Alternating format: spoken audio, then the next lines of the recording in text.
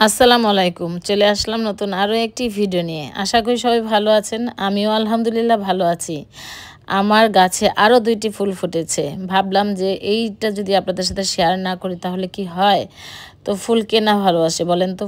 ফুল দেখলেই কিন্তু মনটা জুড়িয়ে যায়। আমার যেমন মনটা জুড়িয়ে যাচ্ছে, আমার মনে হয় আপনাদেরও মনটা জুড়িয়ে যাচ্ছে। তো দেখতে থাকুন আমার আজকে রান্নাবান্নার রেসিপি। আজকে ব্লগ ভিডিও নিয়ে আসি নাই। আজকে আমি প্রেশার কুকারে মাংস রান্না করব, সেটাই আপনাদের সাথে শেয়ার করব। আশা করি ভালো লাগবে। ভালো লেগে থাকলে একটা কিন্তু লাইক দিতে ভুলবেন না। তো চলুন তাহলে দেরি না করে আমি আমার রান্না শুরু করে দেই। আজকে আমি এই প্রেশার কুকারে একটু মাংস রান্না করব। এটা হলো আমি কলকাতাতে গিয়েছিলাম গত বছর, তো ওখান থেকে এই প্রেশার কুকারটা নিয়ে এসেছিলাম। তো রান্না হয়নি, তো আজকে প্রথম রান্না করব। তো ছোট্ট একটা প্রেশার কুকার, তো আজকে যেহেতু অল্প একটু মাংস রান্না করব তাই ভাবলাম যে এইটাতেই বসিয়ে দেই। তো এখানে 1/2 কেজির থেকে একটু বেশি হবে হয়তো, বা আমি সঠিক জানি না। 2 কেজি গরুর গোশ আছে ফ্রিজে, তো একটু মাংস নিলাম আমার ছেলের জন্য, ছোট ছেলের জন্য। তো আমি তো মেখে যেখে রান্না করি, সবাই কম বেশি জানেন, আমার অনেক ভিডিওতে দেওয়া আছে। তো আজকে যেহেতু প্রেশার কুকারে রান্না করব, আমি আগে থেকে একটু ম্যারিনেট করে রেখে দিব, মেখে তারপরে পরে বসিয়ে দিব। তো এলাচ দারচিনি দিয়ে দিলাম। তেজপাতা নাই, তেজপাতা আনবো করে আর আনা হয় না, তো তেজপাতা ছাড়াই রান্না করছি কতদিন ধরে। আর দিয়ে দিচ্ছি আদা রসুন পেস্ট। এখানে কিন্তু আদা রসুন পেস্ট একসাথে দেওয়া, তাও আমি একটু রসুন দিয়ে দিচ্ছি। একটু টক দই দিচ্ছি, হলুদের গুঁড়া, গুঁড়া, কত লবণ, মরিচের গুঁড়া দিয়ে দিচ্ছি, জিরার গুঁড়া দিচ্ছি, গরম মশলা গুঁড়া। তো সামান্য তেল দিয়ে দিলাম, পরে আবার তেল দিব। তো এখন এটাকে মেখে আমি একটু রেখে দিব 10 বা 20 মিনিটের জন্য। রেখে তারপরে আমি প্রেশার কুকারে বসিয়ে দিব। যেহেতু প্রেশার কুকারে রান্না করব তাই কিছুটা সময় আমি মেখে রেখে দিব। তো পেঁয়াজটা এখানে দিলাম না, পেঁয়াজটা আমি ওই যে প্রেশার কুকারে দিয়ে দিব। তো এখন এটাকে আমি ঢাকনা দিয়ে ঢেকে রেখে দিব। এখন আমি প্রেশার কুকারে তেল দিয়ে দিচ্ছি। যেহেতু এখানে 1/2 কেজি থেকে একটু বেশি মাংস আছে, তাই আমি কিন্তু এই ছোট প্রেশার কুকারটাতে বসিয়েছি বললাম। এখন তেলের মধ্যে আমি পেঁয়াজ দিয়ে দিচ্ছি। তো অনেকখানি প্রায় 1 কাপের বেশি পেঁয়াজ ছিল, সেটা দিয়ে দিলাম। নেড়ে চেড়ে এটাকে একটু ভেজে তারপরে আমি মাংসগুলি দিয়ে দিব। আগে থেকে যে মাংসটা আমি ম্যারিনেট করে রেখেছি এটা আমি দিয়ে দিব।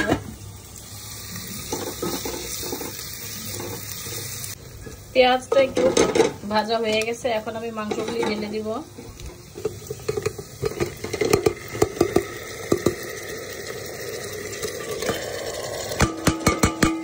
বেশ কিছুটা সময় নিয়ে মাংসটাকে আমি কষিয়ে নিব, তারপরে আমি ঢাকনাটা ঢেকে দিব আর কি।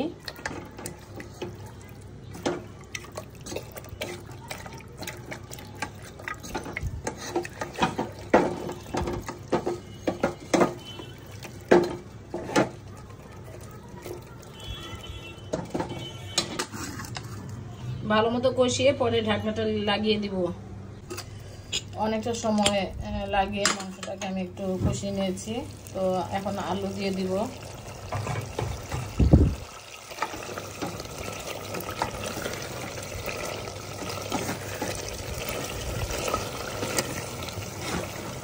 কুকারটা রাখছিলাম, আলু দিয়ে দিলাম।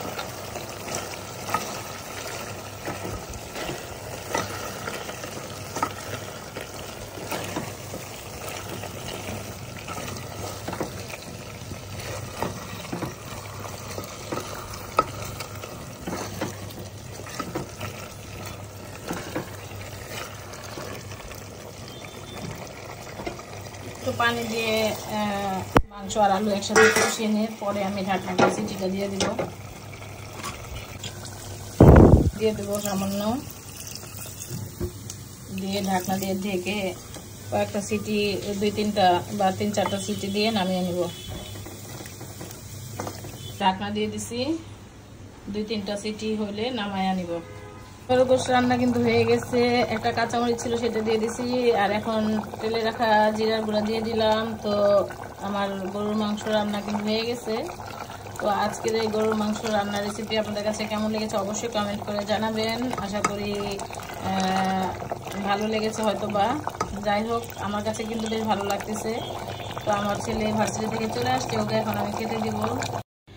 আমি কিন্তু গরুর গোশ রান্না করেছি ততক্ষণ পর্যন্ত কিন্তু ভয়েস দিয়ে দিয়ে রান্না করেছিলাম। তো মিউজিক বাজতেছিল আর এই সময়টা এসে আর ভয়েসটা দিতে পারি নাই। তো আশেপাশে যদি মিউজিক বাজে তাহলে কিন্তু আমার চ্যানেলের কপিরাইট চলে আসবে, তাই পরে ভয়েসটা দিচ্ছি।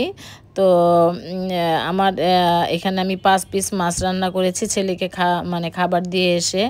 5 পিস মাছ সবজি রান্না করেছি আর ডাল ছিল।